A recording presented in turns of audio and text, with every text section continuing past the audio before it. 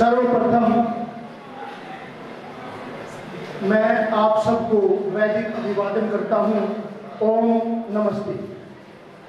मैं संस्था के संस्थापक प्रोफेसर श्री सत्यपाल आर्य जी, हमारे खानपुर के सरपंच श्री दिलावर जी, विजेंद्र जी, व हमारे जो गांव से बुजुर्ग लोग आए हैं, मैं पूरे गांव की ओर से, संस्थान की ओर से श्री कृष्ण धूल जी, उनके सुपुत्र श्री एकांश अपने विचार भी देंगे।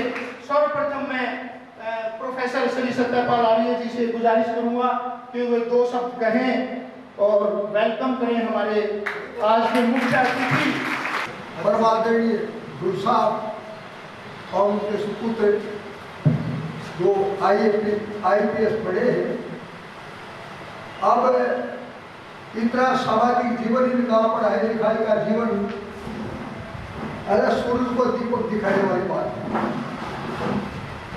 ये हमारे सामने एक आदर्श है और सब बच्चों के लिए भी ये एक आदर्श के रूप में आप इन्हें आदर्श मान करके अपनी पढ़ाई की जो रूपरेखा है, पढ़ाई का जो कार्यक्रम है वो बढ़ाए। आगे जो समय आने वाला है वो मेहनत का है। मेहनत का जो विद्यार्थी है वो आगे आएंगे और जो मेहनत नहीं करेंगे वो पिछड़ जाएंगे। सिफारशी युग अब खत्म होने जा रहा है। अदालतें भी सक्रिय हो गई है, उनमें मुकदमे काफी चलने लग गए हैं। इस हालात में आगे वही बढ़ेगा जो मेहनती है और जिसने अपना लक्ष्य बनाया है, अपना निशाना बनाया है, अपने उद्देश्य को सही किया है। आपके बीच में उदाहरण है बहुत बड़े। धूल साहब बड़े मेहनती है, दौड़ लगवाई आपकी खूब गांवों में है, एक खुद दौड़े तो वो मेहनती है। और इस तरह से हमारे जो बड़े आदमी हैं वही हमारे लिए मिसाल बनते हैं। तो आपके सामने बैठे कोई उदाहरण देने की आवश्यकता नहीं है और ईश्वर उन्हीं को आगे बढ़ाता है। तो ईश्वर का नाम लेकर के ईश्वर के आदेश के अनुसार चलते हैं। ईश्वर का आदेश तो एक ही है, कुर्वन्येवे कर्माणि जिति विशेषतम सवा एवं कोई न निचेतोस्ति में कर्म लिप्यते नरे। ये यजुर्वेद का मंत्र है 40वें अध्याय का। उसमें एक ही बात कही है, ऐ मेरे पुत्रों, मैंने तुम्हें मनुष्य योनि दी है, कर्म करते हुए जीने की इच्छा करो। कर्म करते हुए 100 साल तक जीने की इच्छा करो और जिससे तुम अकर्मण्यता के दोष से बच जाओ। और जब अकर्मण्यता का दोष नहीं होगा आपके ऊपर, कर्म का गुण होगा, तो निश्चित बात आप आगे बढ़ेंगे। और यह मंत्र में स्पष्ट किया है और इसी कर्म के आधार पर गीता का जो कर्म योग है इसी मंत्र का के पर आधारित है, जिसको आपको ध्यान रखना चाहिए। कर्म योनि मनुष्य ही है, बाकी सबको भोग योनियां है।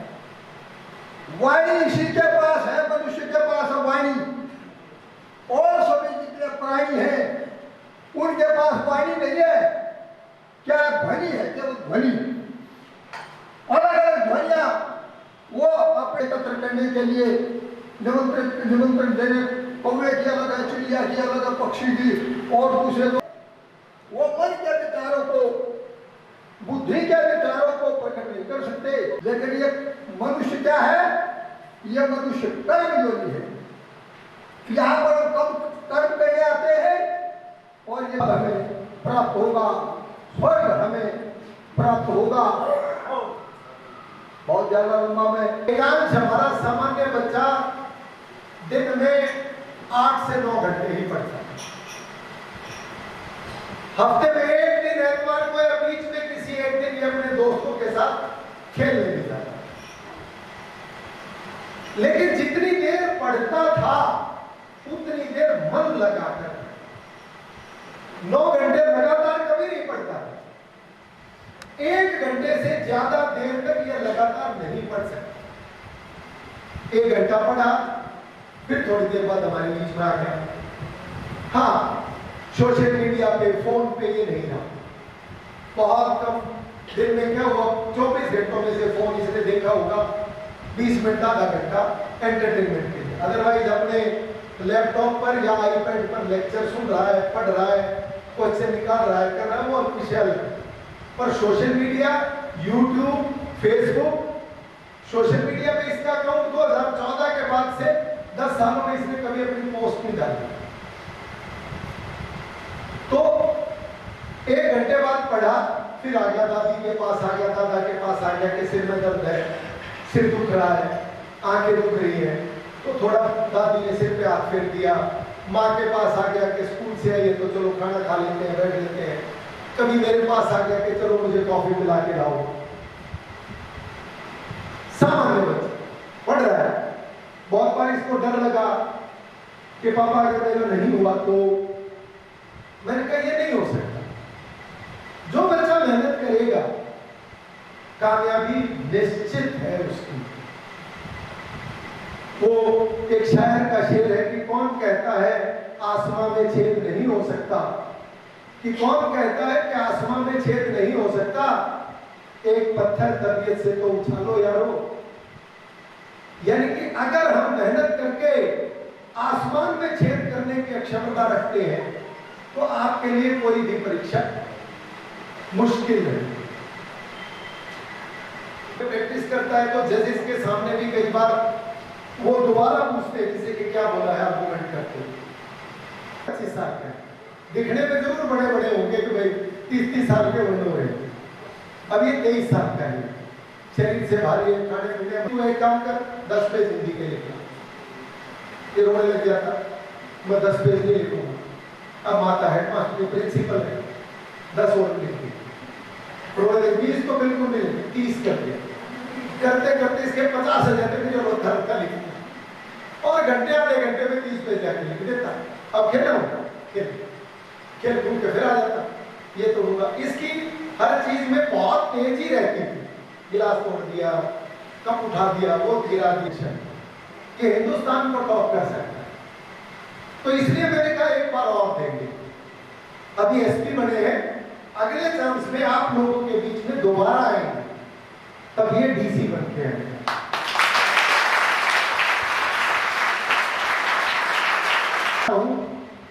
और ये उम्मीद करूंगा कि जो अभी थोड़ी सी कसर बची हुई है उसको भी ये पूरा करेगा और हमें आपके बीच में आने का दोबारा से सौभाग्य मिलेगा।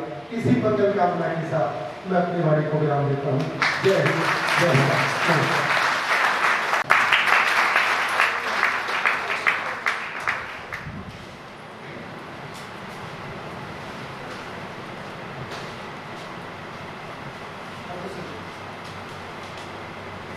मैं आभार प्रकट करता हूँ संस्था के संस्थापक जी का, जिन्होंने मुझे यहाँ बुलाया, और संदीप आर्या जी जो मेरे चाचा समान है, उन्होंने मेरी ज़्यादा ही तारीफ कर दी। मेरे को थोड़ा घबराहट हो गई। मैं बिल्कुल आप जैसा बच्चा हूँ, जैसे समय में जैसे बताया पापा ने, मैं बहुत नटखट हूँ, शरारती बच्चा हूँ और क्लास में बहुत ही बाहर रहता था मैं। तो मेरे को थोड़ा इन्होंने बोल के वो कर दिया है। मैं बताना चाहता हूँ कि मैं बिल्कुल आप जैसा सामान्य बच्चा हूँ, पर एक फर्क है कि जो मुझे लक्ष्य मिला मैं उस लक्ष्य के प्रति समर्पित हूँ और मैं वही मैसेज लेके आप सबके बीच में आया हूँ।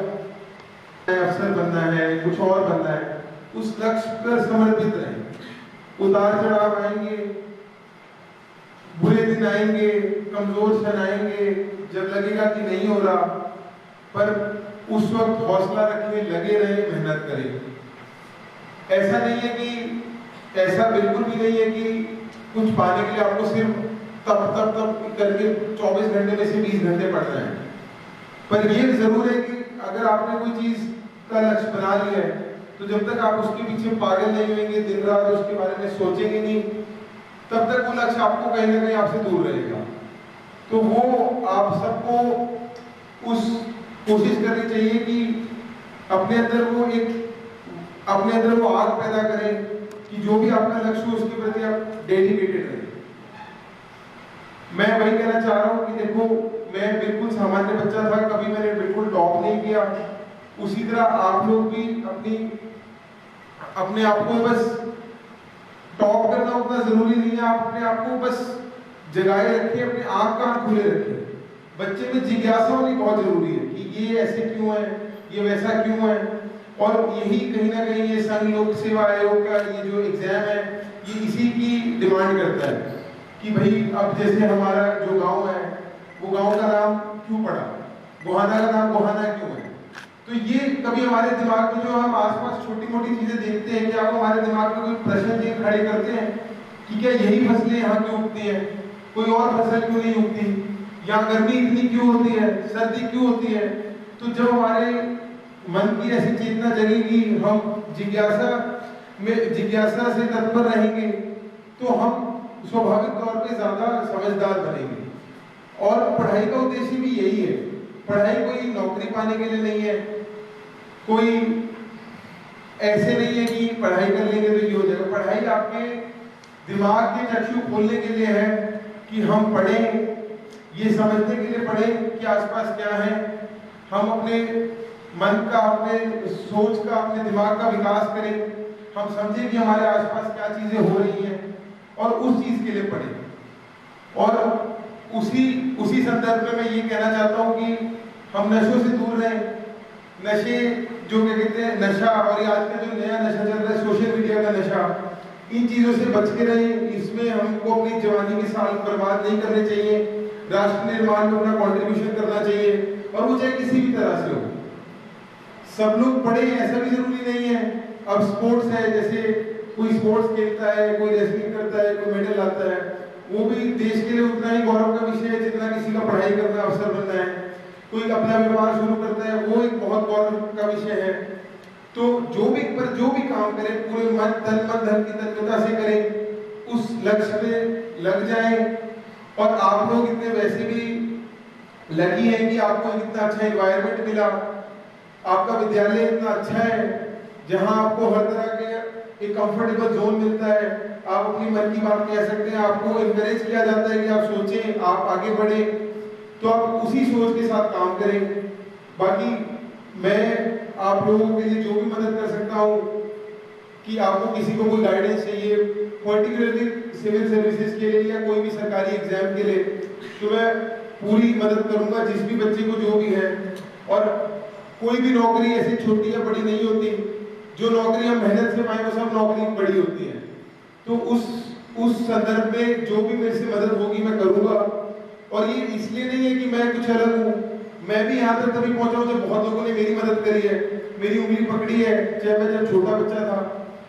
तो वो जो थॉट प्रोसेस है, जो हमारा कलेक्टिव ग्रोथ का थॉट प्रोसेस है, वो हम सबको डेवलप करना चाहिए कि हम खुद भी आगे बढ़ें, अपने आसपास वालों को भी आगे लेके चलें, सबकी मदद करें, जिसकी और दूसरों से सीखें। वो थॉट प्रोसेस हम यहाँ से लेके जाएं, एक दूसरे को हेल्प करें, अपने दिमाग को खुला रखें, नई चीजें सीखें, और जो भी लक्ष्य है उस लक्ष्य के लिए मेहनत से लगे।